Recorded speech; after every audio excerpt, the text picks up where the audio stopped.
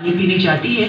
वरुण जादू से सारे कपड़े धोकर सुखा भी देता है। शीतल पानी पीकर आती है तो हैरान हो जाती है। अरे ये क्या, ये सारे कपड़े किसने धोए? वो अपनी सास से जाकर पूछती है तो उसकी सास बोलती है, नहीं मैंने तो नहीं धोए। शीतल अगले दिन रसोई में खाना बनाने जाती है, पर वहाँ तो सब पहले से ही हुआ होता है।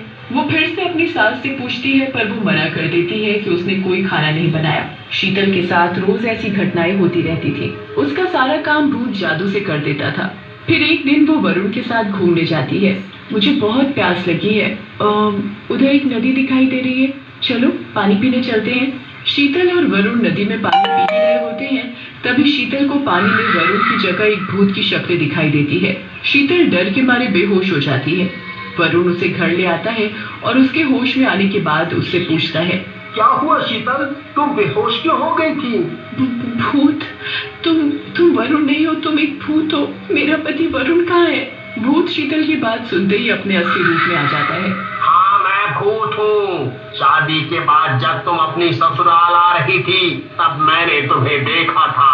मैं एक पेड़ पर गुड़िया के रूप में रहता हूँ और मेरे साथ वहाँ और भी बहुत सारी गुड़िया हैं। मैंने जब देखा कि तुम्हारा पति तुम्हारे साथ अच्छा व्यवहार नहीं कर रहा था तो मैं तुम्हारे साथ एक गिलहरी के रूप में यहाँ तक आ गया, और जब तुम्हारा पति शहर चला गया तब मैं उसके रूप में तुम्हारे साथ रहने लगा।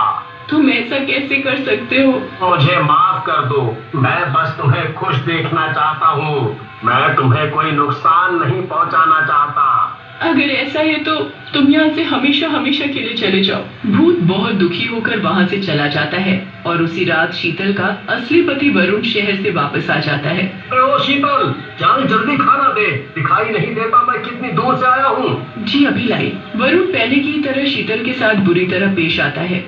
शीतल अकेले में बहुत रोती है। उसे भूत के साथ बिताया वक्त याद आता है। ऐसे ही बहुत दिन बीत जाते हैं। वरुण का व्यवहार दिन पर दिन और बुरा होता चला जाता है। पर एक दिन भूत चुपके से शीतल को देखने आता है।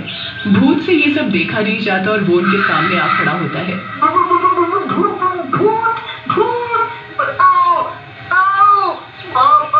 मुझे बचाओ। तुम यहाँ कैसे? तुम एक भूत से कैसे बात कर सकती हो?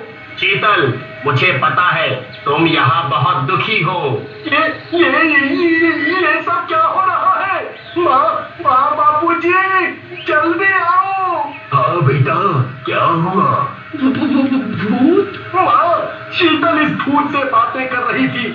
मुझे तो लग रहा था कि ये भी कोई चुड़ैल तो नहीं। क्या? अगर ऐसा है तो इस लड़की को अभी इस घर से निकालो। नहीं माँ, मैं कोई चुड़ैल नहीं हूँ। सब लोग मिलकर शीतल को घर से निकाल देते हैं। शीतल बहुत चिल्लाती है पर उसकी कोई नहीं सुनता। अब तुम क्या करोगी? इस रात में कहाँ जाओगी? ये सब मेरे कारण हुआ है। मुझे माफ कर दो, मुझे माफ कर दो। नहीं, तुम्हारी वजह से तो मैंने कुछ दिन खुशी से जिए हैं।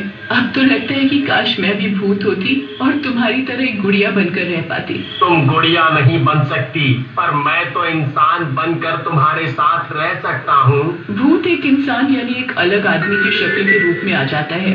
शीतल उसे देखकर बहुत खुश होती है। वो दोनों नदी किनारे उसी गुड़िया के पेड़ के पास अपना एक छोटा सा घर बनाते हैं और खुशी खुशी रहने लगते हैं।